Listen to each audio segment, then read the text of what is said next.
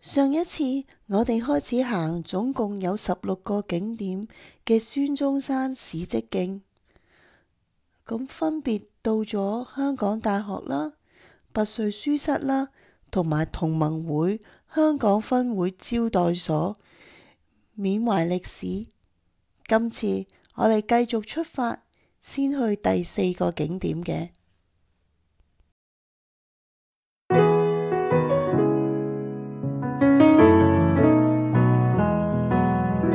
咁話說上次我哋就係響普慶坊同盟會招待所啦，咁我哋就行到街尾轉右，咁冇乜特別，咁我哋就轉返左，繼續行啦。咁我哋繼續跟住鞋頭嘅方向行啦。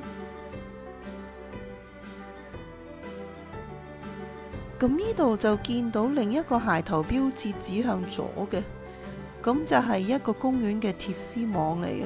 咁我唔識擒鐵絲網，咁我就冇跟佢啦。咁喺呢度之後呢，暫時就見唔到鞋頭標誌，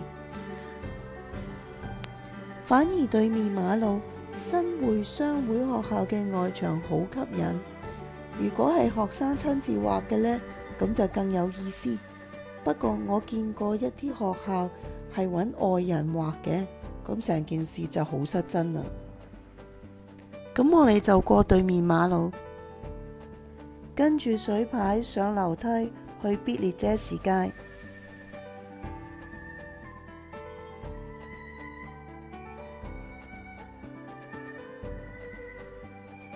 埲牆響矮樹後邊，好似望住一個好 crazy 魚缸裏邊啲魚咁樣。咁前邊呢，就係啲水草咁飄下飄下。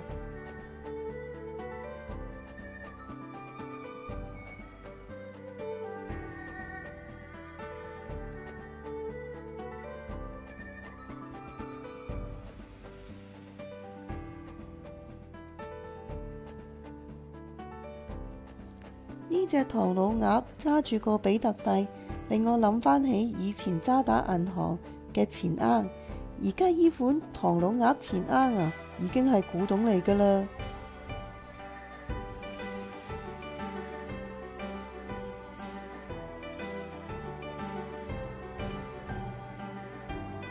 一上到嚟必列者士街，就見到一棟好熟悉但噏唔出名嘅建築物。呢個就係基督教青年會 YMCA 響必列者士街嘅會所。之所以咁熟口面，係因為有好多劇集，好似依排嘅長壽劇都喺呢度取景㗎。座建築物已經有100幾年嘅歷史㗎啦，但係有冇留意到呢？雖然佢係老，但係佢唔似英式嗰種建築，好多拱形門口啊咁樣，而係感覺呢似係一啲美劇，一班細路仔呢坐響屋企門前傾偈咁呢。係啊，因為呢個呢就係融入咗當時芝加哥式嘅建築風格。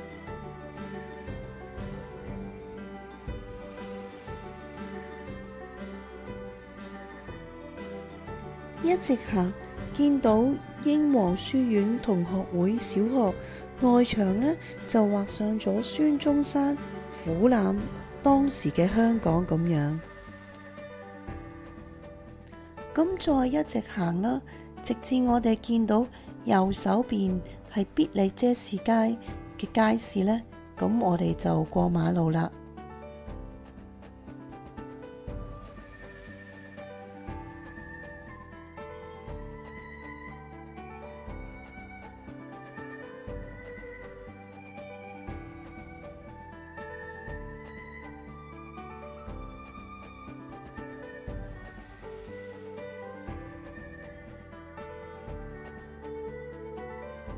咁我哋就去到美國公理會福音堂嘅舊址啦。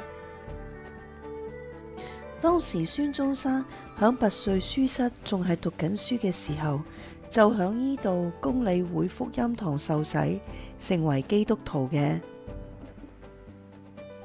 藝術家想畫季節同天氣，穿過呢隻窗，透視孫中山響香港求學、受洗、居住嘅往事嘅。但係令我反而想起，天主關起咗門，但一定會開返隻窗，所以搞革命咁辛苦，始終都會成功嘅。跟住我哋調返轉頭，行返街市嗰個方向，咁然之後呢，就再過對面馬路元創方嗰頭，咁直行就見到史蹟徑嘅第16個景點㗎喇。咁點解要咁樣跳呢？因為咁樣比較順路啲。咁呢個景點呢，最主要反映孫中山時期嘅香港已經係好繁華嘅華洋雜處地方啦。除咗前邊係黑白構照，後邊係彩色嘅層次呢，將當時嘅社會活現眼前。咁欣賞完第16個景點，我哋又調返轉頭啦。咁見到城隍街，咁我哋就落樓梯啦。咁其實樓梯個欄杆呢，都寫住孫中山史蹟徑嘅。落到樓梯底之後呢，就繼續過對面馬路。咁馬路個欄杆呢，都係寫上孫中山史蹟徑嘅。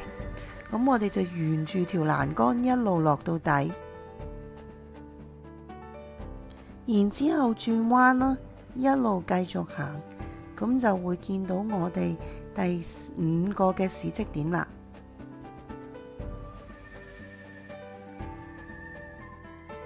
咁就係中央書院。孫中山喺拔萃書室讀咗1年之後，就轉到嚟中央書院讀到直至畢業為止。中央書院係第一所提供西式現代化教育嘅官立中學，當時又名大書館。咁藝術家呢，想重現一道消失咗嘅門，連接西方嘅文化教育知識嘅領域嘅。咁所有呢啲西方嘅產物呢，我覺得就係透過呢啲門啊穿過去嘅。過咗第5個史蹟點，向前行冇幾耐，就會見到普慶街嘅水牌。咁往右手邊一望，就係第6個史蹟點4大寇聚會嘅地方。孫中山在港習醫期間呢，就同游烈、陳少伯、楊學齡呢啲志同道合嘅朋友呢，就響呢度楊學齡嘅家族鋪呢，楊耀記聚會嘅。咁依家楊耀記就冇咗啦。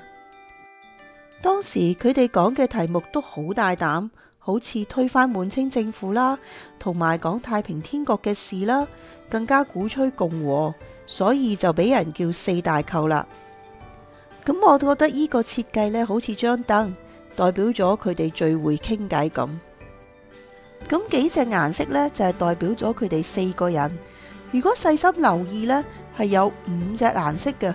咁我望咗好耐啦，咁最後發覺黑色嗰個呢，應該係本身藝術裝置嘅結構嚟嘅。咁我哋繼續向前行啦。咁我哋就會經過好出名嘅大排檔勝香園，不過去嗰日係星期日，咁所以就冇開門。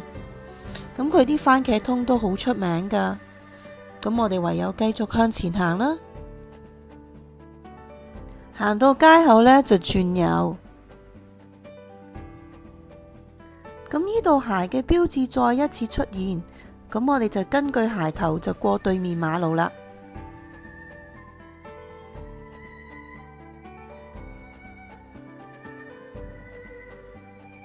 過咗對面馬路就見到有水牌寫住孫中山史蹟徑同埋白紙里園，咁我哋就跟住個水牌呢，就行過呢條後巷啦。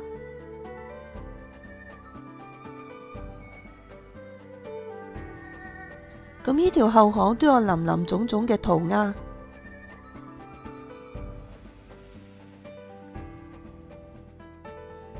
過咗呢個塗鴉嘅後巷，就到咗白紙里公園同埋第7個景點楊衢雲被刺殺嘅地方。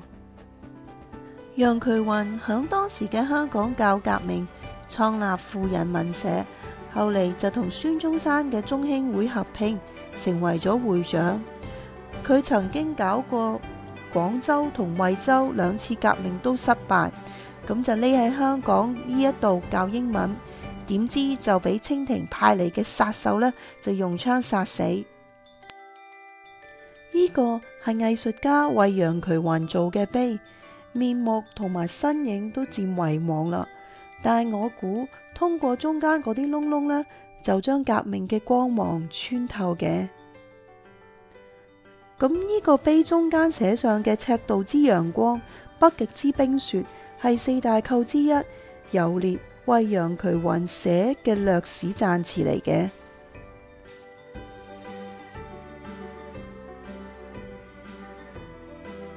咁其實呢度呢，就係百子里公園，百子里呢，就指呢個掘頭巷。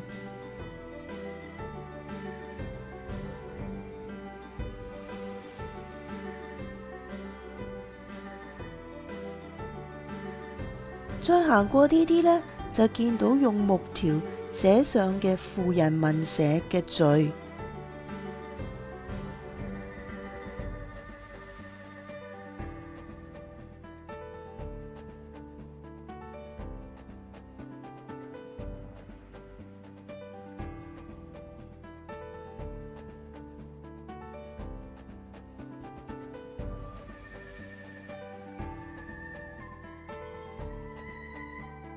咁呢個就係第8個史蹟點富人文社，而呢個藝術品就係刻出呢個社嘅名嘅來源，以文會友，以友富人。咁呢張相呢，就係富人文社嘅成員，咁其中有一位呢，就係楊衢雲啦。咁我哋行上樓梯啦，就去公園嘅後邊。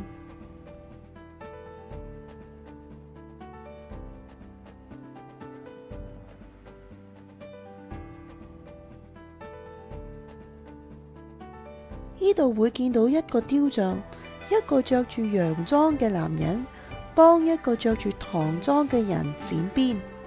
咁當時剪辮呢，被視為好前衛嘅做法，亦都係視作摒棄舊陣時不合情由嘅制度。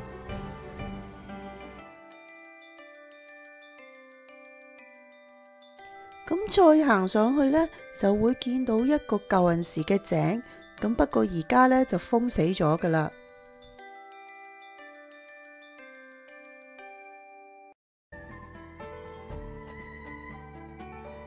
咁呢幾個圓圈呢，我覺得應該係用嚟講返以前富人文社嘅歷史，不過我諗而家應該壞晒了。咁我覺得呢個塗鴉呢，好正。咁我都信孫中山喺日本呢有攬女嘅，因為你睇返佢生平有好多個女人，你就知啦。咁今日條片就到呢度先，咁我哋就離開百子里公園啦。都請大家點讚、留言同埋訂閱撳鐘仔，我哋下一次會繼續行呢條史蹟徑嘅。拜拜。